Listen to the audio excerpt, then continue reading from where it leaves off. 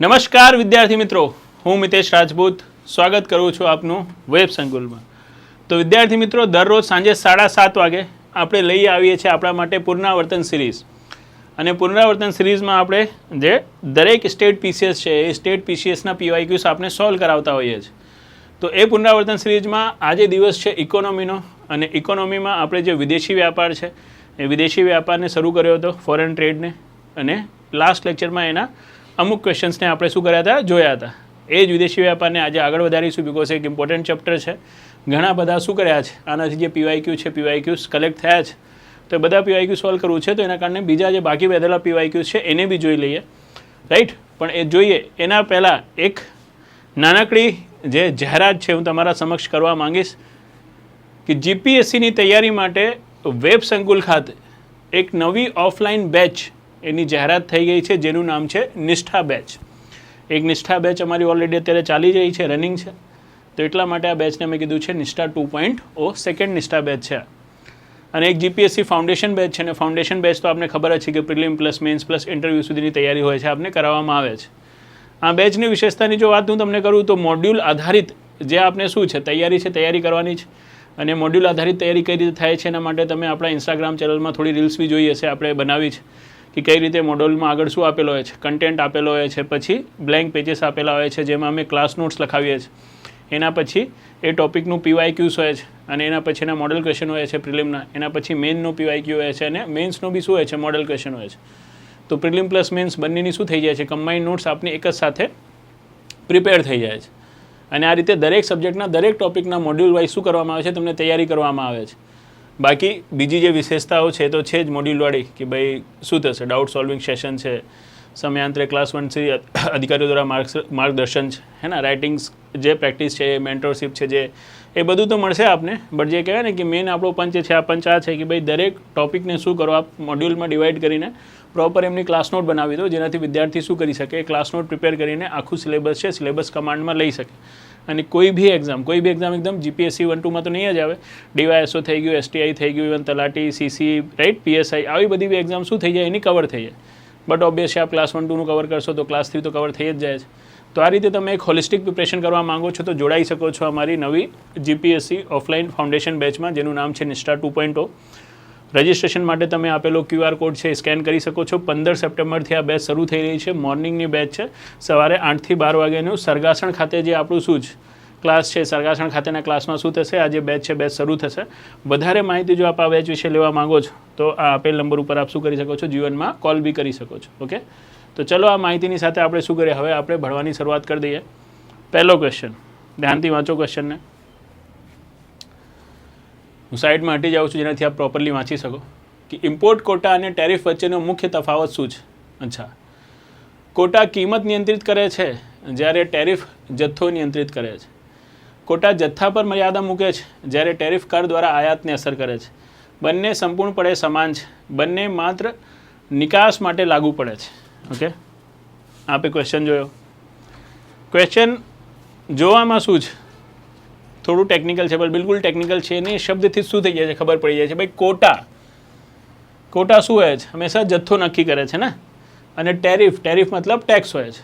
તો અહીંયા આપ જોઈ રહ્યા છો કે અહીંયા જે બી છે, બી એક્ઝેક્ટ શું થઈ રહ્યું છે, જે એપ્રોપ્રિએટ આન્સર છે, એપ્રોપ્રિએટ આન્સર બની રહ્યો છે કે કોટા શું કરે છે, જે જથ્થા છે, જથ્થા પર મર્યાદા મૂકે છે, જ્યારે ટેરિફ શું કરે છે, ટેરિફ કર દ્વારા આયાતને અસર કરે છે. તો અહીંયા આપણો જે આન્સર બનશે, આન્સર શું બનશે, બી બનશે. શું બનશે, બી. બેઝિકલી આપણે કહીએ ને કે trade barriers, right, trade barriers. તો ટ્રેડ બેરિયર્સ તરીકે યાદ કરો, મેં તમને કીધું હતું 2 પ્રકારના બેરિયર આપ લગાવી શકો છો. એક તો એ છે ટેરિફ બેરિયર, રાઈટ, અને એક શું હોય છે, એક હોય છે નોન ટેરિફ બેરિયર. શું હોય છે, નોન ટેરિફ બેરિયર. તો જે ટેરિફ બેરિયર છે ને એમાં શું આવે છે, એમાં જ આવે છે ડ્યુટી. ઇમ્પોર્ટ ડ્યુટી લગાવી દો, આપ એક્સપોર્ટ ડ્યુટી લગાવી દો. ખ્યાલ આવી ને, આપણે જે ડ્યુટી છે, ટેક્સેસ છે, રાઈટ, એસેમાં આવે છે, એ બધા ટેરિફ બેરિયરમાં આવે છે. પણ ખાલી કરવેરો લગાવીને શું કરી શકો છો, આપ વ્યાપારને રોકી શકો છો એવું નથી. અને આપ શું કરી શકો છો, આપ કોટા લિમિટ લગાવી શકો છો, રાઈટ, રૂલ ઓફ ઓરિજિન લાગુ કરી શકો છો, રાઈટ.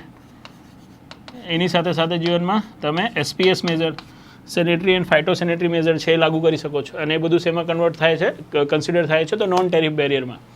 તો કોટા નોન ટેરિફ બેરિયર અને ટેરિફ શું છે, ટેરિફ બેરિયરમાં કન્સિડર થાય છે. તો આ બી એક ડિફરન્સ છે અને આ બી એક ડિફરન્સ છે. તો આ ક્વેશ્ચન આપણું હવે જીવનમાં થઈ જાય છે. શું થઈ જાય છે? થઈ જાય છે. તો ચલો, જો આ ક્વેશ્ચન થઈ ગયું તો આપણે શું કરીએ? હવે જીવનમાં આપણે આગળ વધીએ. ક્યાં વધીએ? આગળ વધીએ. ઓકે, તો આ થોડું શું કરી રહ્યો છે, હેંગ કરી રહ્યો છે, તો કોઈ વાંધો નથી. એક વખત આપણે શું કરીશું, બંધ કરીને ચાલુ કરીશું તો થઈ જશે. શું થશે? થઈ જશે. ચલો next question. Right, next question GPSC 2024નું ક્વેશ્ચન છે. નીચે પૈકી કયું ટ્રેડ બેરિયરનું ઉદાહરણ છે? હમણાં આપણે ટ્રેડ બેરિયરની વાત કરી. હવે ટ્રેડ બેરિયરમાં ટેરિફ અને નોન ટેરિફ બેરિયર બંને કન્સિડર કરીને કહેવાનું છે. શું કરવાનું છે? બંને કન્સિડર કરીને કહેવાનું છે. Hope so. રાઈટ, આ ક્વેશ્ચનનો આન્સર આપ સાચું આપશો. શું કરશો? સાચું આપશો. ચલો ફટાફટ વિદ્યાર્થી મિત્રો. ઓકે, તો જો બેઝિકલી આ જે ક્વેશ્ચન છે, આ ક્વેશ્ચનનો આન્સર શું છે? ડી. બહુ સિમ્પલ છે. ટેરિફ તો શું છે? ટ્રેડ બેરિયર છે જ. કોટા શું છે? નોન ટેરિફ ટ્રેડ બેરિયર છે. ઇમ્પોર્ટ લાઇસન્સિંગ આ બી શું આવી જશે? નોન ટેરિફ જે ટ્રેડ બેરિયર છે એમાં આવી જશે. જે ટેકનિકલ સ્ટાન્ડર્ડ છે એ બી શેમાં આવી જશે? નોન ટેરિફ ટ્રેડ બેરિયરમાં આવી જશે. તો આ ત્રણ નોન ટેરિફ ટ્રેડ બેરિયર છે, અને ટેરિફ પોતે શું છે? ટેરિફ ટ્રેડ બેરિયર છે. તો આ બધા શું છે? ટ્રેડ બેરિયર છે. તો અહીંયા આન્સર શું છે? તો અહીંયા આન્સર છે ડી. જેમ હમણાં આપણે વાત કરી હતી ટ્રેડ બેરિયર્સના, ટેરિફ અને નોન ટેરિફ બેરિયર બંને કન્સિડર થાય છે. તો બંનેને બ્લેન્ડ કરીને એને શું કર્યો છે? અહીંયા જીવનમાં આપ્યો છે. તો આપણો જે રાઈટ આન્સર બને છે, રાઈટ આન્સર શું બને છે અહીંયા? તો રાઈટ આન્સર બને છે વિદ્યાર્થી મિત્રો આપણો ડી. શું બને છે? ડી. ચલો આગળ જઈશું. એન્ટી ડમ્પિંગ ડ્યુટીનો મુખ્ય હેતુ શું છે? ઓપીએસસી ઓડિશા પબ્લિક સર્વિસ કમિશન, ઓપીએસસી એટલે હે ને 2022નું ક્વેશ્ચન છે. એન્ટી ડમ્પિંગ ડ્યુટીનો મુખ્ય હેતુ શું છે? નિકાસ વધારવો, સ્થાનિક ઉદ્યોગોને ડમ્પિંગથી થતી હાનિથી બચાવવું, વિદેશી ચલણનો પુરવઠો ઘટાડવો, આયાતને સંપૂર્ણપણે બંધ કરવી. શું છે આન્સર? તો જો એન્ટી ડમ્પિંગ ડ્યુટીને સમજો હે ને, what is anti dumping duty? તો જ્યારે શું હોય છે, કોઈ નિકાસ કરતા પોતાની પડતર કિંમત કરતા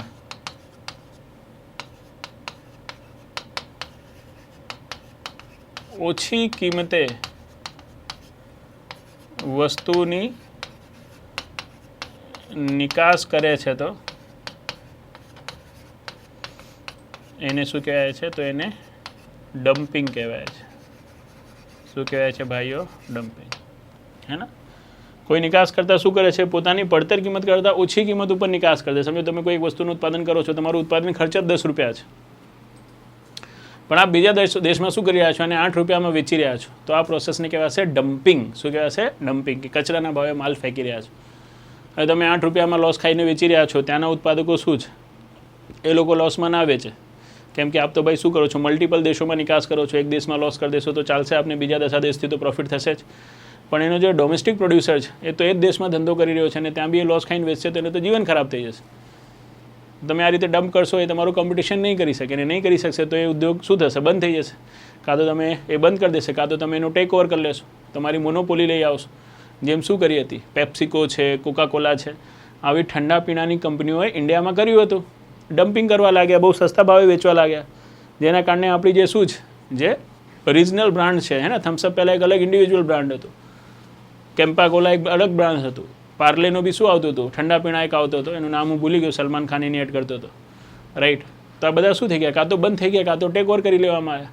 અને પછી શું કર્યું આ લોકોએ? વિદેશી કંપનીઓએ પોતાની કિંમત વધારી દીધી, અને જેટલું લોસ કર્યું છે બધું શું કરી લેશે? બધું હવે રિકવર કરી લેશે. તો શું આ યોગ્ય કહેવાય? તો યોગ્ય કહેવાય નહીં. તો કોઈ આવી શું કરે છે? મિસચીફ કરે છે, આવી હરકત કરે છે, તો શું કરી શકે છે? સામેવાળો દેશ પોતાના ઉદ્યોગોને રક્ષણ આપવા માટે એ વસ્તુ ઉપર શું કરી શકે છે? એન્ટી ડમ્પિંગ ડ્યુટી લગાવી શકે છે, હે ને? એ એક્સપોર્ટ ઉપર જે મતલબ તમારા માટે તો ઇમ્પોર્ટ થયું કહેવાય, એના ઉપર તમે શું કરશો? જે ડ્યુટી લગાવશો કે ભાઈ ચલો તમે સસ્તામાં વેચો છો ને, અહીંયા ડમ્પ કરો છો, તો તમારા ઉપર શું કરી છે? કસ્ટમ ડ્યુટી વધારીએ છે. તો એ કસ્ટમ ડ્યુટીને કહેવાશે એન્ટી ડમ્પિંગ ડ્યુટી. શું કહેવાશે? એન્ટી ડમ્પિંગ ડ્યુટી, જેનાથી તમે શું કરી શકો? પોતાના ઉદ્યોગોને હાનિથી બચાડી શકો. તો આટલું બતાવ્યા પછી હોપ્સ હવે આન્સર તો આપને ખબર પડી ગઈ હશે. ખબર પડી ગઈ કે નહીં ભાઈ સાહેબ? તો બોલો હા હા ખબર પડી ગઈ કે સર અહીંયા આન્સર શું છે? તો અહીંયા આન્સર છે બી. શું આન્સર છે? બી. સ્થાનિક ઉદ્યોગને ડમ્પિંગથી થતી હાનિથી બચાવો. આ શું છે? એન્ટી ડમ્પિંગ ડ્યુટીનો મુખ્ય હેતુ છે. શું છે? એન્ટી ડમ્પિંગ ડ્યુટીનો મુખ્ય હેતુ છે. ક્લિયર? ક્લિયર ભાઈ સાહેબ? તો બોલો હા હા ક્લિયર. હવે આને જોયા પછી આપણે શું કરીશું? નેક્સ્ટ ક્વેશ્ચન તરફ જઈશું. જોઈ લો નેક્સ્ટ ક્વેશ્ચન. શું છે નેક્સ્ટ ક્વેશ્ચન? કે જો કોઈ વિદેશી કંપની ભારતમાં માલ સ્થાનિક બજારના ભાવ કરતાં અત્યંત ઓછા ભાવે વેચે છે અને તેનાથી ભારતીય ઉદ્યોગને નુકસાન થાય તો ભારત કયું પગલું લઈ શકે છે? જોઈ લો ક્વેશ્ચનને ધ્યાનથી. અને ખાલી શું છે? ખાલી વર્ડિંગનો ડિફરન્સ છે.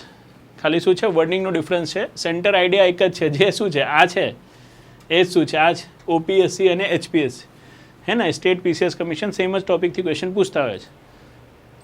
આપ જોઈ જ રહ્યા છો કે ભાઈ શું આપવામાં આવ્યું છે. અહીંયા હેતુ પૂછ્યો છે, ઓબ્જેક્ટિવ પૂછ્યું છે એન્ટી ડમ્પિંગ ડ્યુટીનું, અને અહીંયા એન્ટી ડમ્પિંગ ડ્યુટીનું શું આપી દીધું છે? અહીંયા એન્ટી ડમ્પિંગ ડ્યુટીની ડેફિનેશન આપી દીધી છે. શું આપી દીધી છે? ડેફિનેશન. તો આ ડેફિનેશન છે એન્ટી ડમ્પિંગ ડ્યુટી, કે ભાઈ આપ શું લગાવી શકો છો? તો એન્ટી ડમ્પિંગ ડ્યુટી લગાવી શકો છો. શું લગાવી શકો છો? એન્ટી ડમ્પિંગ ડ્યુટી લગાવી શકો છો. ખ્યાલ આવ્યો? ખ્યાલ આવ્યો? તો બોલો હા હા ખ્યાલ આવ્યો. શું આવ્યો? ખ્યાલ આવ્યો. ચલો જઈશું આગળ. WTOના સંદર્ભમાં નીચેના નિવેદનો ધ્યાનમાં લો. ઠીક છે. WTOની સ્થાપના 1 જાન્યુઆરી 1995ના રોજ થઈ હતી. WTOનો મુખ્ય મથક શું છે? જીનેવામાં છે. WTOએ GATT-ને સંપૂર્ણપણે બદલ્યું, પણ GATTના તમામ સિદ્ધાંતોને નકારી કાઢ્યા. હવે જો આ ક્વેશ્ચન છે થોડો ટ્રિકી. શું છે? થોડો ટ્રિકી. આપણે આ તો ખબર છે કે ભાઈ GATT, આ એક ક્વેશ્ચન તમને સોલ્વ કરાવી ચૂક્યું છું આ પહેલા લેક્ચરમાં. આપને થોડું આઈડિયા હશે કે પહેલાં હતું general agreement on trade and tariff. આ general agreement on trade and ટેરિફથી શું થયો? 1995માં જે WTO છે, WTO બન્યો. તો 1995માં WTOની સ્થાપના થઈ. આ વિધાન તો શું છે ભૈયા? જીવનમાં સાચો છે. ઠીક છે. આનું મુખ્ય મથક બી શું છે? સ્વિટ્ઝરલેન્ડ, જીનેવામાં છે. આ બી વિધાન શું છે? સાચું છે. પણ GATTથી ત્યારે WTO બન્યો તો WTOનો વ્યાપ વધારવામાં આવ્યો કે ભાઈ વસ્તુઓની સાથે સેવાઓને બી સંમલિત કરી લો, રાઈટ? અને એની સાથે સાથે શું કરો? જે ઇન્ટેલેક્ચ્યુઅલ પ્રોપર્ટી રાઇટ છે, ઇન્ટેલેક્ચ્યુઅલ પ્રોપર્ટી રાઇટને બી સમાવેશિત કરો. તો વ્યાપ વધારી દીધું. એવું નહીં કે GATTના તમામ સિદ્ધાંતોને નકારી કાઢ્યા છે, હે ને? અમુક સિદ્ધાંતો ચલો ના બી સ્વીકાર્યા હોય, પણ બધા સિદ્ધાંતોને નકારી કાઢ્યા તો આવું લખે છે. દેખાય છે? GATTના તમામ સિદ્ધાંતોને નકારી કાઢ્યા છે. ઓ માય ગોડ. એક પણ સિદ્ધાંતને સ્વીકાર્યો નથી, તમામ સિદ્ધાંતને સ્વીકારી લીધું કે તમામ સિદ્ધાંતને નીકાળી લીધું. તો આને શું કહેવાય છે?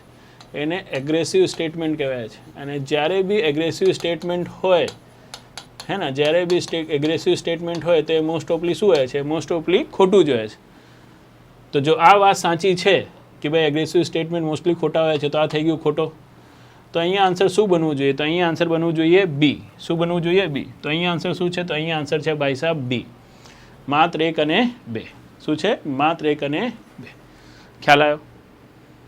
હે ને? આ હંમેશા યાદ રાખજો કે જ્યારે બી ઓલ ઇન્ક્લુઝિવ હોય કે ઓલ એક્સક્લુઝિવ હોય, કોઈ બી સમાવેશિત નથી કરતી. આ થઈ ગયું ઓલ એક્સક્લુઝિવ. બધાને સમાવેશિત કરી લે છે. આ થઈ ગયું ઓલ ઇન્ક્લુઝિવ. તો ઓલ એક્સક્લુઝિવ અને ઓલ ઇન્ક્લુઝિવ સ્ટેટમેન્ટ મોસ્ટ ઓફલી શું હોય છે? મોસ્ટ ઓફેન ખોટા જ હોય છે. અને મોસ્ટ ઓફન ખોટા હોય છે તો આપણે હંમેશા ખોટા લઈને જ ચાલવાનું. કેમ કે આ લોજિકના આધારે શું કરીશું? આપણે 10 ક્વેશ્ચન લગાવીશું તો 10માંથી 8માં તો શું હશે? એ ખોટું જ હશે. એમ 2માં સાચું બી થાય તો બી આપણે કોઈ ખાસ લોસ થશે નહીં. ખ્યાલ આવ્યો? તો બોલો હા હા ખ્યાલ આવ્યો. તો આ વસ્તુને બી થોડું ધ્યાન રાખજો. પેપર આવે છે, આપ સોલ્વ કરો છો એ વાત બરાબર છે, પણ કઈ રીતે સોલ્વ કરવું જોઈએ, રાઈટ? એની બી શું હોય છે? એની બી એક મેથડ હોય છે. એનાથી બી આપના માર્ક્સમાં ફરક પડતા હોય છે. ચલો નેક્સ્ટ ક્વેશ્ચનમાં જઈએ. GATT અને WTO શું છે? GATT અને WTO અંગે કયું સાચું છે? બતાવો ભાઈ. GATT અને WTO અંગે શું સાચું છે? WTOની સ્થાપના GATT પહેલાં થઈ હતી. Oh my god. GATTથી WTO બન્યો છે, ના કે WTOથી GATT. GATTએ WTOનું સ્થાન લીધું. ઓ માય ગોડ. WTOએ શું કર્યું છે? GATTનું સ્થાન લીધું છે. WTOએ GATTના બહુપક્ષીય વ્યાપાર માળખાને આગળ વધાર્યો અને બંને સંપૂર્ણપણે શું છે? અસંબંધિત સંસ્થાઓ છે. તો આપણે આ તો ખબર છે બંને અસંબંધિત ક્યાંથી થશે ભાઈ? GATTથી જ શું બન્યો છે? WTO બન્યો છે. તો I have eliminated the wrong option. અને જો તમે રોંગ ઓપ્શનને એલિમિનેટ કરી દેશો તો ઓટોમેટિક આપને સાચો ઓપ્શન ખબર પડી જશે. તો અહીંયા આન્સર ભૈયા શું છે? સી છે. હે ને કે ભાઈ GATT છે વિદેશી વ્યાપાર માટે શું કરતો હતો? સંધિઓને લાગુ કરતો હતો, સિદ્ધાંતોને લાગુ કરતો હતો, અને એને જ આગળ વધારે છે WTO, અને સિદ્ધાંતોને શું કરે છે? વધારે વ્યાપક કરે છે. તો અહીંયા સી શું બનશે? સી આપનો એપ્રોપ્રિએટ આન્સર બનશે. અચ્છા, હું અહીંયાથી આમ કરું તો બી ટીક થઈ જાય. હું ખોટું આમ ખાલી જગ્યા ઉપર જઈને કરું છું નહીં. મને એવું લાગે છે કે અહીંયા લખેલું છે, અહીંયા કરી દઈશ તો લીટો પડી જશે. તો એવું છે. ચલો આગળ જઈએ. WTOનું નેશનલ ટ્રીટમેન્ટ પ્રિન્સિપલ શું સૂચવે છે? બહુ મજાનો ક્વેશ્ચન છે, સમજવા જેવો ક્વેશ્ચન છે. આ ક્વેશ્ચન ઉપર આપણે ટાઈમ લઈશું. શું કરીશું? આ ક્વેશ્ચન ઉપર આપણે ટાઈમ લઈશું. ખ્યાલ આવ્યો? તો બોલો હા હા, ખ્યાલ આવ્યો. નેશનલ ટ્રીટમેન્ટ પ્રિન્સિપલ, જો WTOના શું છે? બે પ્રિન્સિપલ છે. એક છે નોન ડિસ્ક્રિમિનેટરી પ્રિન્સિપલ. શું છે? નોન ડિસ્ક્રિમિનેટરી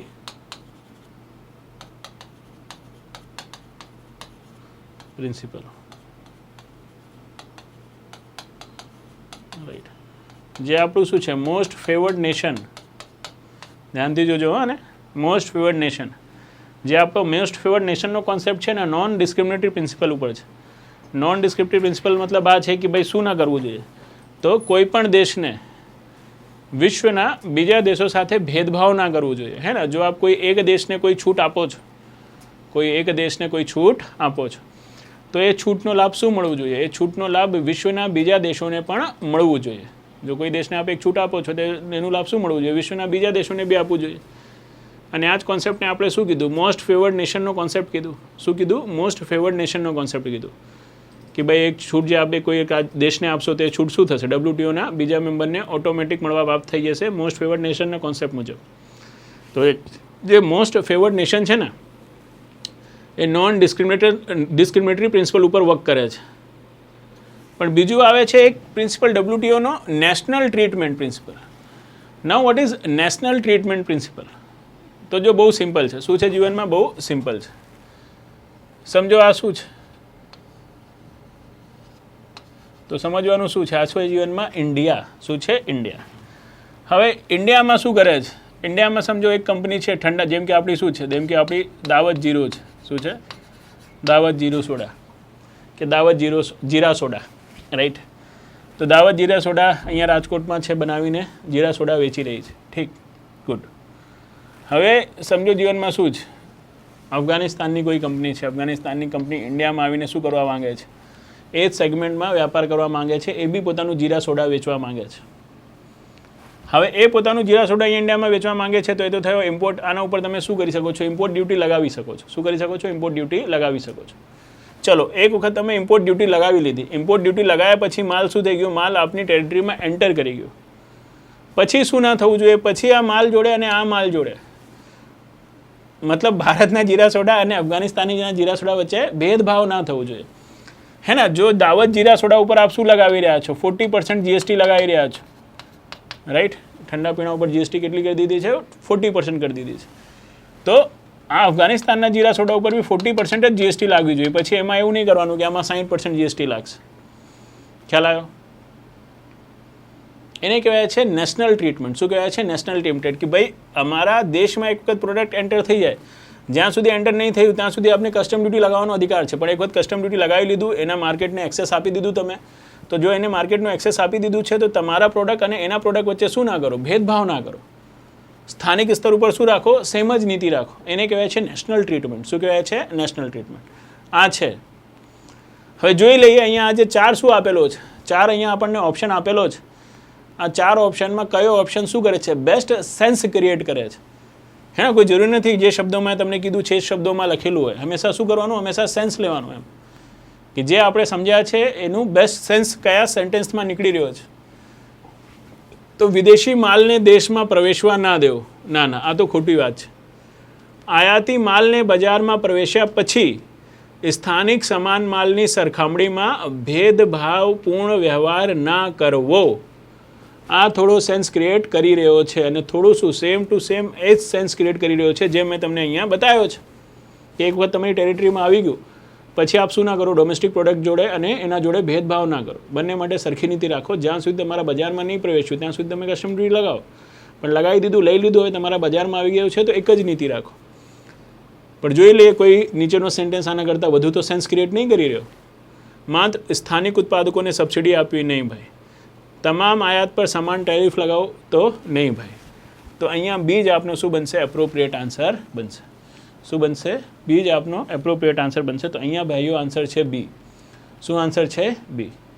અને હોપ સો આપને ખ્યાલ આવી ગયો હશે કે નેશનલ ટ્રીટમેન્ટ અને નોન ડિસ્ક્રિમિનેટરી પ્રિન્સિપલ હેઠળ જે મોસ્ટ ફેવર્ડ નેશનનો કોન્સેપ્ટ છે એમાં શું તફાવત છે, શું છે એમાં શું તફાવત છે. ઠીક, તો બોલો જીવનમાં ઠીક. તો હવે જઈશું આપણે આગળ. ઓહો, કેવું છે નહીં, હમણાં જ મોસ્ટ ફેવર્ડ નેશનની વાત કરી, પ્રિન્સિપલની. આવી ગયો ક્વેશ્ચન. MPPSC 2024માં પૂછાયેલો ક્વેશ્ચન છે. ક્યારે પૂછાયેલો ક્વેશ્ચન છે ભાઈઓ? તો MPPSC 2024માં પૂછાયેલો ક્વેશ્ચન છે. જો ક્વેશ્ચન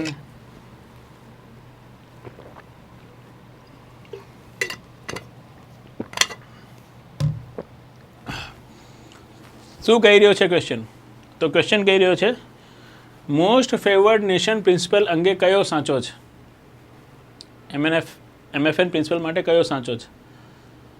દરેક WTO સભ્ય દેશે તમામ અન્ય સભ્યો સાથે વ્યાપારમાં ભેદભાવ ઘટાડવો જોઈએ. આવું નથી, રાઈટ? ચલો અદરવાઇઝ આપણે જોઈ લઈએ છીએ કે આ છે કે નહીં, બીજું કોઈ આના કરતાં બેટર સેન્સ ક્રિએટ કરે છે કે નહીં, હે ને? માત્ર સૌથી સમૃદ્ધ દેશને વ્યાપારની વિશેષ સુવિધા મળે છે, તો આ તો બિલકુલ ખોટું છે. તે માત્ર કૃષિ વ્યાપાર માટે છે, તો આ બી બિલકુલ ખોટું છે. તે FDI માટેનો નિયમ છે, તો એ બી બિલકુલ ખોટો છે. તો ત્રણેય તો બિલકુલ ખોટા છે. તો મોસ્ટ ફેવર્ડ નેશન પ્રિન્સિપલમાં આપણે આ જાણીએ છીએ કે ભાઈ નોન ડિસ્ક્રિમિનેટરી પ્રિન્સિપલ છે, ડિસ્ક્રિમિનેટ નહીં કરવો, ભેદભાવ નહીં કરવો, રાઈટ? ભેદભાવને દૂર કરો. અને ભેદભાવ દૂર કઈ રીતે થશે? તો ભાઈ એકને જે છૂટ આપો છે, છૂટ શું આપી દો? બધાને આપી દો. તો એને જ આપણે કહીએ છીએ મોસ્ટ ફેવર્ડ નેશન પ્રિન્સિપલ. તો અહીંયા આ જ છે કે ભાઈ દરેક WTO શબ્દ છે તમામ અન્ય સભ્યો સાથે વેપારમાં ભેદભાવ ઘટાડવો. તો આ શબ્દથી શું થાય છે? એ પહેલો સેન્સ બની રહ્યો છે કે નોન ડિસ્ક્રિમિનેશન, હે ને? આપ ડિસ્ક્રિમિનેટ ના કરો, ભેદભાવ ના કરો, રાઈટ? તો દેટ ઇઝ અ થિંગ. તો આ સેન્સમાં શું થઈ જશે? આપણો આન્સર એ બની જશે. શું બની જશે? એ.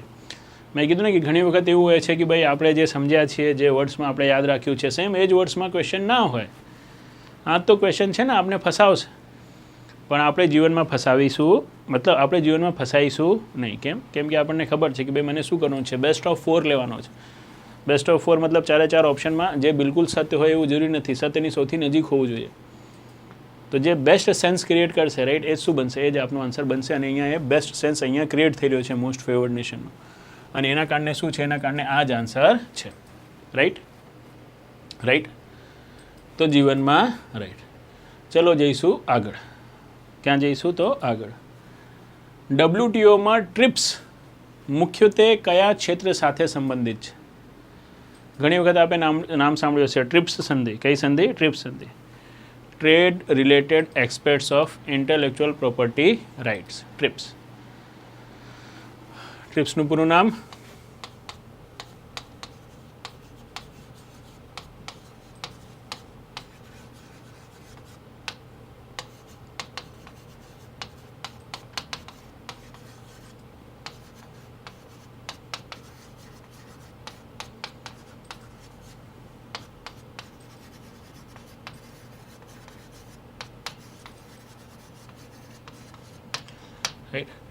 Trade related aspects of intellectual property right.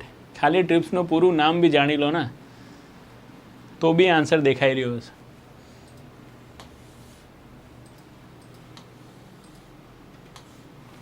શું કરી લો? ખાલી ટ્રિપ્સનું પૂરું નામ બી જાણી લો તો બી આન્સર શું કરી રહ્યો છે? તો બી આન્સર દેખાઈ રહ્યો છે કે નહીં? તો બોલો હા હા છે જીવનમાં. તો આન્સર તો શું છે? આન્સર તો અહીંયા બી છે. શું છે? બી છે. પણ હું તમને બતાવવા માંગુ છું કે ટ્રિપ્સ શું છે. ટ્રિપ્સ શું છે? તો જ્યારે WTO બન્યો પહેલાં GATTમાં શું નહોતો? તો GATTમાં જે બૌદ્ધિક સંપદા છે, બૌદ્ધિક સંપદાને સંરક્ષિત કરવા માટેનો કોઈ બી અભિગમ નહોતો. બૌદ્ધિક સંપદા, ઇન્ટેલેક્ચુઅલ પ્રોપર્ટી, હે ને, એમાં કવર નથી થતી GATTમાં. બૌદ્ધિક સંપદા કોને કહીએ છીએ?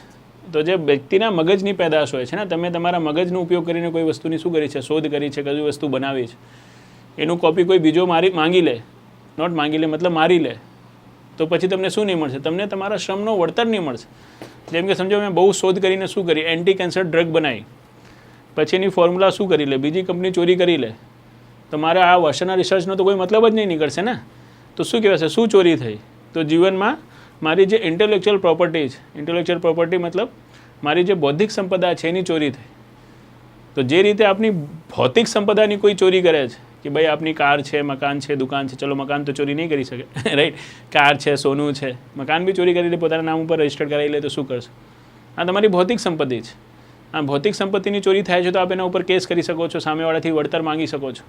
તો આપની કોઈ બૌદ્ધિક સંપદાની ચોરી કરે તો આપને વળતર મેળવવાનો અધિકાર છે, આપને એના ઉપર કેસ કરવાનો અધિકાર છે.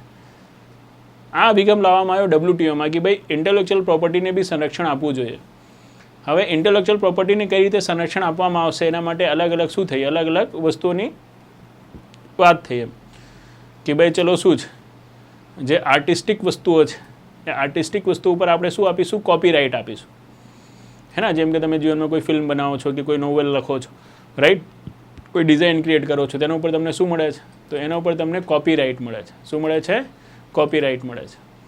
પણ તમે કોઈ વસ્તુની શોધ કરો છો, જેમ કે મેં કેન્સર માટેનો ડ્રગ બનાવ્યો હતો, શોધ કરીને, તો એના માટે શું હોય છે? એના માટે પેટેન્ટ હોય છે. શું હોય છે? પેટેન્ટ. તો આ રીતે કોપીરાઇટ છે, પેટેન્ટ છે, રાઈટ, ટ્રેડમાર્ક છે, ટ્રેડ સિક્રેટ છે, જીઓગ્રાફિકલ ઇન્ડિકેશન ટેગ છે, જેને આપ GI ટેગ કહો છો, આ બધા ટ્રિપ્સ સંધિ હેઠળ જ, શેના હેઠળ છે? ટ્રિપ્સ સંધિ હેઠળ જ. અને WTO દ્વારા જે ટ્રિપ્સ સંધિ બહાર પાડવામાં આવી એમાં કહેવામાં આવી કે ભાઈ બૌદ્ધિક સંપદાના સંરક્ષણ કરવા માટેના નિયમો કેવા હોવા જોઈએ? તો બૌદ્ધિક સંપદાના સંરક્ષણ કરવા માટેના નિયમ એક જેવા હોવા જોઈએ. ભારતમાં જેવો નિયમ છે એવું નિયમ અમેરિકામાં બી હોવું જોઈએ. તો એના માટે ટ્રિપ્સ હેઠળ ગાઈડલાઈન આવી કે ભાઈ આપ શું કરો? કોપીરાઇટ છે, પેટેન્ટ છે, ટ્રેડમાર્ક છે, ટ્રેડ સિક્રેટ છે, GI ટેગ છે, એના માટેના આવા નિયમવાળો શું કરો? કાયદો બનાવો. હવે ભારત બી શું છે? ટ્રિપ્સનો સભ્ય છે. તો આપણો કોપીરાઇટ કાયદો તો પહેલાંનો છે, કોપીરાઇટ એક્ટ આપણો 1956ની આજુબાજુનો છે. પણ પછી એ ટ્રિપ્સની ગાઈડલાઇનને અનુરૂપ નહોતો, તો પછી આપણે શું કર્યું? એને ટ્રિપ્સની ગાઈડલાઇનને અનુરૂપ કર્યો, એમાં સુધારો કર્યો, કોપીરાઇટ અમેન્ડમેન્ટ એક્ટ લઈને આવ્યા આપણે. એ જ રીતે આપણો પેટેન્ટ એક્ટ બી શું હતો? ટ્રિપ્સ સંધિ પહેલાંનો હતો, પણ પછી એને આપણે પેટેન્ટ એક્ટને નવું પેટેન્ટ એક્ટ લઈને આવ્યા, એને ટ્રિપ્સના સંધિ મુજબ કર્યો. આપણે GI ટેગમાં માનતા જ નહોતા, પણ ટ્રિપ્સે કીધું ના, GI ટેગ બી શું છે? ઇન્ટેલેક્ચ્યુઅલ પ્રોપર્ટી છે. તો GI ટેગ માટેનો આપણે કાયદો લઈને આવ્યા. આપણે ટ્રેડમાર્કની ઇન્ટેલેક્ચ્યુઅલ પ્રોપર્ટી નહોતા માંગતા, તો પછી WTO કીધું ના, રાઈટ, શું છે? ટ્રેડમાર્ક બી ઇન્ટેલેક્ચ્યુઅલ પ્રોપર્ટી છે. તો એના માટે આપણે ટ્રેડમાર્કનો કાયદો લઈને આવ્યા. જો ટ્રેડમાર્કનો કાયદો 1999, GI ટેગ 1999, હે ને, ટ્રિપ્સ પછીના છે. ખ્યાલ આવ્યો? ખ્યાલ આવ્યો? તો બોલો હા હા, ખ્યાલ આવ્યો, રાઈટ. તો દેટ ઇઝ આઈ થિંક. તો ટ્રિપ્સ વિશે આટલી માહિતી મેં તમને આપી. હોપસો આટલી માહિતી પછી ટ્રિપ્સનો કોઈ બી ક્વેશ્ચન આવશે તો એ ક્વેશ્ચનને આપ શું કરી લેશો? એ ક્વેશ્ચનને આપ બહુ આરામથી સોલ્વ કરી લેશો. શું કરી લેશો? એ ક્વેશ્ચનને બહુ આરામથી સોલ્વ કરી લેશો. તો હવે જઈએ મિત્રો આગળ, રાઈટ. નેક્સ્ટ છે ટ્રિમ્સ. ટ્રિપ્સ પછી શું છે? ટ્રિમ્સ. કે ટ્રિમ્સનો સંબંધ કયા ક્ષેત્ર સાથે છે? Trade related investment measures, trade related intellectual property measures, trade related investment measure અને ટ્રેડ રેવન્યુ ઇન્વેસ્ટમેન્ટ મિકેનિઝમ. તો જેમ કે મેં વાત કરી તમને કે આ ટ્રેડ રિલેટેડ ઇન્વેસ્ટમેન્ટ મેજર્સમાં આવશે. ઇન્ટેલેક્ચ્યુઅલ પ્રોપર્ટી મેજર્સમાં શું આવે છે? ટ્રિપ્સ આવે છે. શું આવે છે? ટ્રિપ્સ. આ શેમાં આવશે? ઇન્વેસ્ટમેન્ટ મેજરમાં આવશે ટ્રિપ્સ. તો ટ્રેડ રિલેટેડ ઇન્વેસ્ટમેન્ટ મેજર્સ અહીંયા શું બનશે? આપનું સાચું આન્સર બનશે. તો ટ્રિપ્સ અને ટ્રિમ્સ ધ્યાન રાખજો. એક ઇન્વેસ્ટમેન્ટ માટે છે, એક ઇન્ટેલેક્ચ્યુઅલ પ્રોપર્ટી માટે છે. અહીંયા ટ્રિપ્સ નહીં પૂછ્યું, ટ્રિમ્સ પૂછ્યું છે. એના કારણે આન્સર શું બનશે? તો એના કારણે આન્સર ભાઈઓ બનશે A, ટ્રેડ રિલેટેડ ઇન્વેસ્ટમેન્ટ મેજર્સ. આવો આવીએ નેક્સ્ટ ક્વેશ્ચન ઉપર. ગેટ્સ, GATS કયા ક્ષેત્ર સાથે સંબંધિત છે? તો જે ગેટ્સ છે એના સાથે સંબંધિત છે, તો જે સર્વિસીસ છે, રાઈટ, શું છે? સર્વિસ છે, એના સાથે શું છે? જીવનમાં સંબંધિત છે. General agreement on trade off services, આ એનું શું થાય છે? પૂરું નામ થાય છે. તો યાદ રાખજો, ઇન્વેસ્ટમેન્ટ મેજર માટે ટ્રિમ્સ છે, ઇન્ટેલેક્ચ્યુઅલ પ્રોપર્ટી માટે ટ્રિપ્સ છે અને સર્વિસીસ માટે શું છે? ગેટ્સ છે, રાઈટ, રાઈટ. તો બોલો જીવનમાં રાઈટ. ચાલો આગળ જઈશું. ઓહો, રાઈટ. આનું શું છે? કોમ્બો કરી નાખ્યું GPSC. બધા લોકોએ તો છૂટું છૂટું પૂછ્યું, GPSC એક સાથે પૂછું નાખ્યું. આમાં શું મને આન્સર કહેવાની જરૂર છે? કહેવાની જરૂર છે ભાઈ સાહેબ? તો નહીં, કહેવાની જરૂર છે નહીં. આ ત્રણેયને અલગ અલગ કરીને પૂછવામાં આવ્યો તો અહીંયા શું કરી દેવામાં આવ્યો છે? ક્લબ કરી દેવામાં આવ્યો છે. TRIPS intellectual property, GATS services, TRIMS investment measure. તો નીચેનું જોડકું ધ્યાનમાં લો અને યોગ્ય જવાબ આપો કે કયા જોડકા યોગ્ય જોડાયેલા છે. તો પહેલો બી યોગ્ય જોડાયેલો છે, બીજો બી યોગ્ય જોડાયેલો છે અને ત્રીજો બી યોગ્ય જોડાયેલો છે. હે ને? તો અહીંયા આન્સર શું થઈ જશે ભાઈ સાહેબ? અહીંયા આન્સર થઈ જશે ડી. શું આન્સર થઈ જશે ભાઈઓ? તો અહીંયા ડી આન્સર થઈ જશે. D will be the right answer. અલગ અલગ હમણાં જ જોયો હતો, ક્લબ કરીને ક્વેશ્ચન બન્યો છે. ઓકે, શું આવીએ? સંધિઓથી થોડું બહાર આવીએ, વિદેશી વ્યાપારનો એક નવા કોન્સેપ્ટ તરફ જઈએ. અને નવો કોન્સેપ્ટ શું છે? તો નવો કોન્સેપ્ટ છે એપ્રિશિએશન એન્ડ ડેપ્રિશિએશન. શું છે? Appreciation and depreciation. રાઈટ. જો ભારતીય રૂપિયો અમેરિકન ડોલર સામે એપ્રિશિએટ થાય તો, જો યાદ છે મેં તમને વાત કરી હતી, એક હોય છે જીવનમાં શું?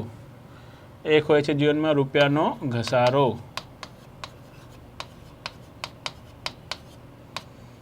રાઈટ, જેને આપણે શું કહીએ છીએ? જેને આપણે કહીએ છીએ ડેપ્રિશિએશન.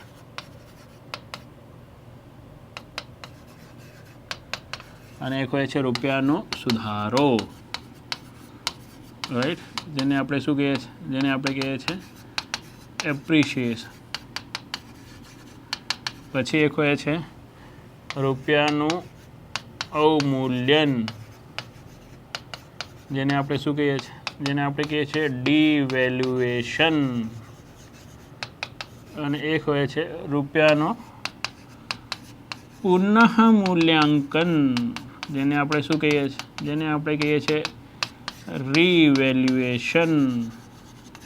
આગળ રૂપિયો લખવો જરૂરી નથી, પણ ભારતીય કરન્સી રૂપિયો છે એટલા માટે મેં રૂપિયો લખ્યો છે. અદરવાઇઝ આ 4 વર્ડ છે: ડેપ્રિશિએશન, એપ્રિશિએશન, ડિવેલ્યુએશન અને રીવેલ્યુએશન. હમણાં પીએસઆઈની એક્ઝામમાં રીવેલ્યુએશન વાળો ક્વેશ્ચન હતો. હા ભાઈ, આ પીએસઆઈમાં બી શું આપ્યો છે? જે વિદેશી વ્યાપાર છે, વિદેશી વ્યાપાર સિલેબસમાં આપ્યો છે.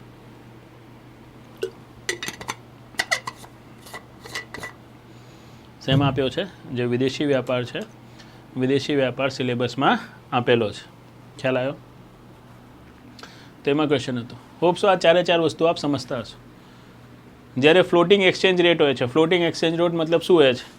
જે વિદેશી વ્યાજાર છે, વિદેશી વ્યાજારમાં રૂપિયાની સપ્લાય અને ડિમાન્ડના આધારે રૂપિયાની કિંમત બીજા દેશોના નાણાં મુજબ નક્કી થતી હોય, તેને આપણે કહીએ આપણે ફ્લોટિંગ એક્સચેન્જ રેટમાં છીએ. અને અત્યારે ઇન્ડિયા ફ્લોટિંગ એક્સચેન્જ રેટને જ શું કરી રહ્યો છે? ફોલો કરી રહ્યો છે. એક હોય છે fix exchange system. Fix exchange રેટમાં કેવું હોય છે કે આંતરરાષ્ટ્રીય નાણાં બજારથી નહીં, તમે પોતે જ નક્કી કરો છો કે ભાઈ $1 બરાબર કેટલા રૂપિયો, એ તમે નક્કી કરશો. એને કહેવાય છે ફિક્સ એક્સચેન્જ સિસ્ટમ. જે આપણે શું કરતા હતા? જે આપણે પહેલાં માનતા હતા, અને પાછળથી ઇન્ડિયા શું આવી ગયું? ફ્લોટિંગ એક્સચેન્જ મિકેનિઝમમાં આવી ગયું. તો જ્યારે તમે ફ્લોટિંગમાં છો તો અત્યારે શું થઈ શકે છે?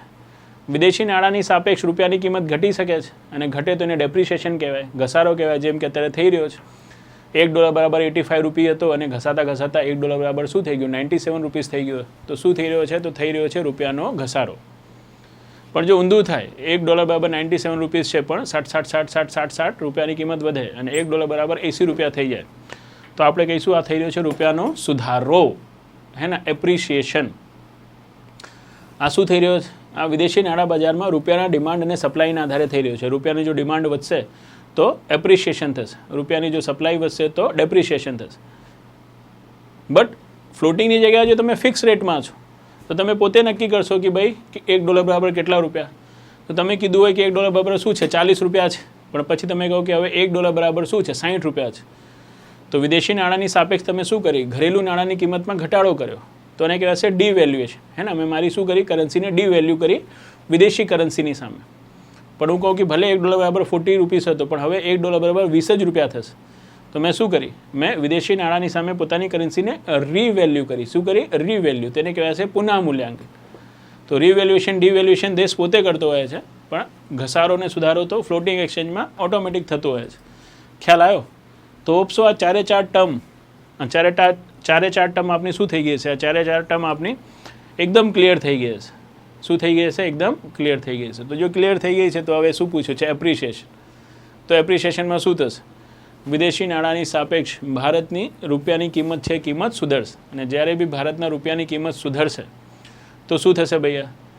તો તો આપણે જો ડેપ્રિશિએશન થાય છે તો ઇમ્પોર્ટ મોંઘો થાય છે અને એક્સપોર્ટમાં ફાયદો થાય છે, પણ એપ્રિશિએશન થશે તો એક્સપોર્ટમાં થોડું નુકસાન થશે અને ઇમ્પોર્ટ શું થશે, આપણા માટે સસ્તું થઈ જશે. તો ભારતીય આયાત શું બનશે, સસ્તી બનશે. આ આપનો શું બનશે, સાચો આન્સર બનશે. સિમ્પલ છે ને કે ભાઈ પહેલાં $1 બરાબર શું હતું, 90 રૂપિયા હતું, તો હું 90 રૂપિયા આપું તો જઈને મને $1ની વસ્તુ મળે. પણ હવે $1 બરાબર શું થયું, એપ્રિશિએશનમાં વધશે આપણો રૂપિયો, તો 60 રૂપિયા થઈ ગયો.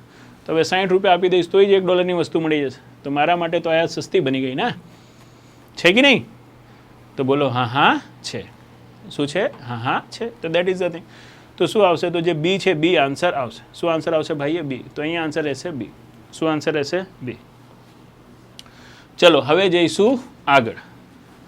આગળ શું છે, તો આગળ છે કે ભાઈ નીચે પૈકી કયું રૂપિયા ડેપ્રિશિએશનનું સંભવિત પરિણામ નથી, કે રૂપિયાનો જે ડેપ્રિશિએશન થશે.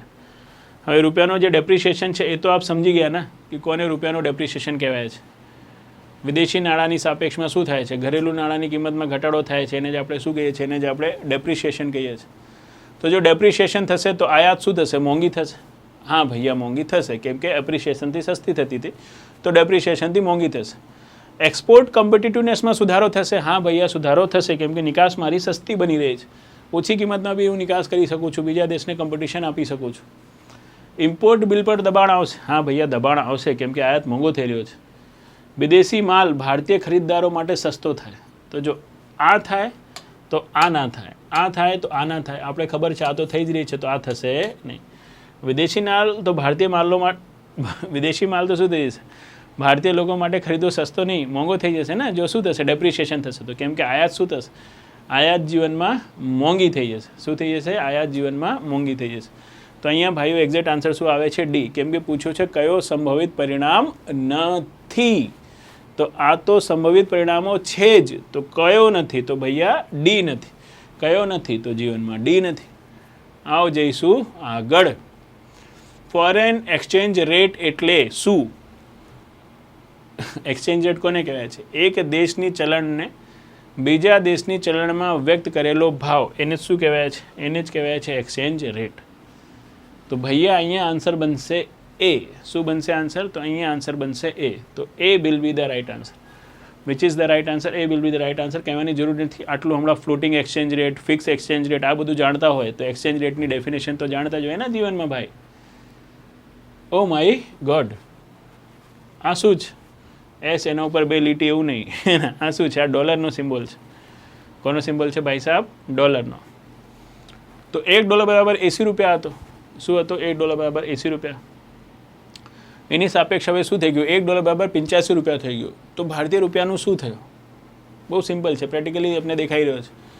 વિદેશી નાણાંની સાપેક્ષ ભારતીય રૂપિયાની કિંમત શું થઈ રહી છે, ઘટી રહી છે ને. 80ની જગ્યાએ શું થઈ ગયું, 85 થઈ ગયું. તો વિદેશી રૂપિયાની સાપેક્ષ ભારતીય રૂપિયા, સોરી વિદેશી નાણાંની સાપેક્ષ ભારતીય રૂપિયાની કિંમતમાં ઘટાડો થાય તો એને શું કહે છે, રૂપિયાનો ઘસારો. ઘસારો બોલે તો ડેપ્રિશિએશન. તો રૂપિયો શું થયો, તો રૂપિયો ડેપ્રિશિએટ થયો. શું થયો જીવનમાં, ડેપ્રિશિએટ થયો. તો બી આન્સર અહીંયા શું બને છે, આપણો એપ્રોપ્રિએટ આન્સર બને છે. કયો આન્સર આપણો એપ્રોપ્રિએટ આન્સર બને છે, તો બી આપણો એપ્રોપ્રિએટ આન્સર બને છે. તો અહીંયા આન્સર આવશે ભાઈઓ બી. શું આવશે, બી. ચલો આગળ. નીચેના નિવેદનો ધ્યાનમાં લો. રાઈટ, શું નિવેદન છે, ટ્રેડ લિબરલાઇઝેશનથી સ્પર્ધા વધી શકે છે. ટ્રેડ લિબરલાઇઝેશન ગ્રાહકોને વધુ વિકલ્પો આપી શકે છે. ટ્રેડ લિબરલાઇઝેશનથી તમામ સ્થાનિક ઉદ્યોગોને હંમેશા લાભ થાય છે. જે યુપીપીએસસી છે ને, થોડું યુપી નામ આવી રહ્યો છે, તો યુપીએસસીને ફોલો કરવાની કોશિશ કરી રહી છે. ટ્રેડ લિબરલાઇઝેશન મતલબ શું આપવું, વ્યાપારમાં પ્રતિબંધોને ઘટાડો કરવો, વ્યાપારમાં છૂટછાટ આપવી. હવે જો વ્યાપારમાં છૂટછાટ મળશે તો સંભવિત પરિણામ શું થશે, તો ભૈયા સ્પર્ધા વધશે. સમજો કોઈ કસ્ટમ ડ્યુટી લગાવીને તમે કોઈને શું કરતા હતા, મોંઘું કરતા હતા, એ બી આપ ઓછું કરી દેશો છૂટછાટના ભાવે, તો એ બી આપીને સ્પર્ધા આપશે. ગ્રાહકોને વધુ વિકલ્પ મળશે. હા ભૈયા મળશે. જે વસ્તુ નથી આવતી હવે કસ્ટમ ડ્યુટી હટવાથી એ બી આવી રહી છે. પણ લિબરેશન થયો છે તો તમામ સ્થાનિક ઉદ્યોગોને હંમેશા લાભ થશે. શું છે આ, શું છે આ? તો આ એક એગ્રેસિવ સ્ટેટમેન્ટ છે. શું છે, એક એગ્રેસિવ સ્ટેટમેન્ટ છે કે નહીં ભાઈઓ? તો બોલો હા હા છે. અને એગ્રેસિવ સ્ટેટમેન્ટ હંમેશા કેવા હોય છે, તો એગ્રેસિવ સ્ટેટમેન્ટ હંમેશા ખોટા જ હોય છે. તમામને ક્યાંથી લાભ થઈ શકે છે? કોઈ એક ઉપર બેન હતો, હે ને, સમજો અત્યારે સોલર પેનલ છે એના ઉપર આપણે કસ્ટમ ડ્યુટી લગાવી છે, તો ભારતીય સોલર પેનલ વેચાઈ રહી છે, હટાવી દઈએ તો જીવન ખરાબ કરી નાખે આપણા આ ઉદ્યોગની, રાઈટ. તમામને ક્યારેક બી લાભ નહીં થઈ શકે. ઓલ ઇન્ક્લુઝિવ કે ઓલ એક્સક્લુઝિવ કોઈ વસ્તુ હોતી નથી. તો ત્રીજો તો ખોટો જ શું છે? ત્રીજો તો ખોટો જ છે. અને જો ત્રીજો ખોટો છે તો આન્સર શું આવશે? તો આન્સર આવશે બી. શું આન્સર આવશે? બી. માત્ર 1 અને 2. શું આવશે? માત્ર 1 અને 2. ખ્યાલ આવે? ચલો, પ્રોટેક્શનિઝમના સંદર્ભમાં પ્રોટેક્શનિઝમ કરવું મતલબ તે સ્થાનિક ઉદ્યોગોને વિદેશી સ્પર્ધાથી સુરક્ષિત કરી શકે છે. હા ભૈયા, પ્રોટેક્શનિઝમ એ જ કહેવાય છે. તે ગ્રાહકો માટે કિંમતો વધારી શકે છે. તે હંમેશા આર્થિક કાર્યક્ષમતામાં વધારો કરે છે. જો બાર જ્યારે બી એગ્રેસિવ સ્ટેટમેન્ટ આવશે તો એ શું થશે? થઈ જશે ખોટો. તો સી અને ડી આપણું નીકળી જશે અને આન્સર શું આવી જશે? બી. પહેલાં બંને શું છે? જીવનમાં સાચો છે. પ્રોટેક્શનિઝમ મતલબ શું? તમે કોઈ ભાઈ જેમ કે સોલર પેનલ છે એને આવા ઉપર આપણે પ્રતિબંધ લગાવી દીધું, એના ઉપર કસ્ટમ ડ્યુટી વધારી દીધી આપણા ઉદ્યોગોને સંરક્ષણ આપવા માટે. ત્યાંથી બી આવો તો ગ્રાહકોને વિકલ્પ મળત, કોમ્પિટિશન થાય તો ભાવ ઘટે, પણ ત્યાંથી આવવાની નહીં, અહીંયાના જ લોકોને વેચવાનું છે તો પછી શું થશે? કિંમત વધારે થશે. તો દેટ ઇઝ અ થિંગ. તો આ બે તો છે, પણ હંમેશા એનાથી શું થશે? આર્થિક કાર્યક્ષમતા હંમેશા વધશે જ એવું ક્યાં આવે છે? તો આ ખોટો છે. નીચે પૈકી કયું ઇન્ડિયા એક્સપોર્ટ પ્રમોશન સાથે સૌથી સીધું સંકળાયેલો છે? Right. Finance commission, UPSC, election commission કે ડીજીએફટી? તો આપને ખબર છે ડીજીએફટી શું છે? Directorate general of foreign trade. પહેલાં બી આની આપણે વાત કરી ચૂક્યા છે, રાઈટ. વિદેશી જે એક્સપોર્ટ પોલિસી છે, રાઈટ, વિદેશી નિકાસ નીતિ બી આ જાહેર કરતું હોય છે. તો ડીજીએફટી અહીંયા શું છે? સાચો આન્સર છે. શું આન્સર છે? ડીજીએફટી સાચો આન્સર છે. ટ્રેડ ડાયવર્ઝન સામાન્ય રીતે ક્યારે થઈ શકે છે? રાઈટ. ટ્રેડને ડાયવર્સ કરવું મતલબ અલગ અલગ દેશોમાં ભેજવું, એને ડાયવર્ઝન કહેવાય છે. અલગ અલગ દેશોમાં અલગ અલગ પ્રોડક્ટને ભેજવું.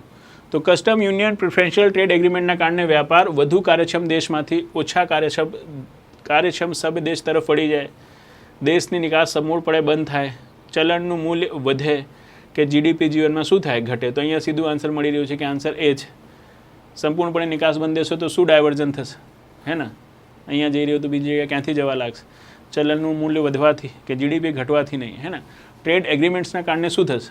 જે વધુ કાર્યક્ષમ દેશો છે એનાથી શું થશે? ઓછા કાર્યક્ષમ દેશો તરફ શું થઈ શકે છે? ડાયવર્ટ થઈ શકે છે કે ભાઈ તમે એના જોડે શું કરી લીધું? ટ્રેડ એગ્રીમેન્ટ કરી લીધું છે, તો હવે ત્યાં આપને શું મળી રહ્યા છે? ટ્રેડ ઉપર બેનિફિટ મળી રહ્યા છે, તો એ સાઈડ બી ટ્રેડ કરશો. તો ડાયવર્ઝન થઈ ગયું. પહેલાં નહોતા કરતા પણ હવે કરીશું, રાઈટ. ચલો નેક્સ્ટ. ટ્રેડ ક્રિએશનનો અર્થ શું છે? રાઈટ.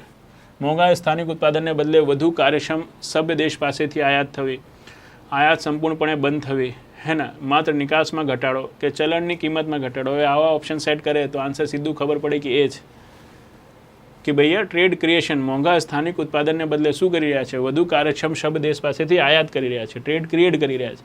કે ભાઈ ચલો તમે નથી આપી શકતા, પહેલા દેશમાં ઓછામાં બની જાય છે તો ત્યાંથી શું કરીએ છીએ? ત્યાંથી અમે મંગાવી લઈએ છીએ. તો that is trade creation. Okay. જો કોઈ દેશના એક્સપોર્ટ અર્નિંગ સતત વધે અને ઇમ્પોર્ટ પેમેન્ટ્સ સ્થિર રહે તો અન્ય પરિબળો સમાન હોય ત્યારે. અચ્છા, એક્સપોર્ટ અર્નિંગ સતત વધી રહ્યા છે, રાઈટ, મતલબ તમારો નિકાસ સતત વધી રહ્યો છે અને ઇમ્પોર્ટ પેમેન્ટ સ્થિર રહ્યો છે, મતલબ આયાત સ્થિર છે, રાઈટ. તો નિકાસ વધી રહ્યો છે, આયાત સ્થિર રહેશે તો શું થશે? તો જીવનમાં જે તમારો ટ્રેડ બેલેન્સ છે એ ટ્રેડ બેલેન્સ શું થશે? સુધરશે, રાઈટ. વ્યાપાર સંતુલન સુધરશે કેમ કે નિકાસ વધી રહી છે અને આયાત શું છે? સ્થિર છે. તો ટ્રેડ બેલેન્સ આપણો શું થશે? સુધરી શકે છે. તો અહીંયા એ શું બની છે? સાચો આન્સર બને છે. નીચે પૈકી કયું ઇનવિઝિબલ એક્સપોર્ટનું ઉદાહરણ છે? ઇનવિઝિબલ ગુડ્સમાં કોણ આવે છે? સર્વિસીસ આવે છે. તો આઈટી સર્વિસીસનું વિદેશમાં વેચાણ. That is the right answer. નીચેના નિવેદનો ધ્યાનમાં લો.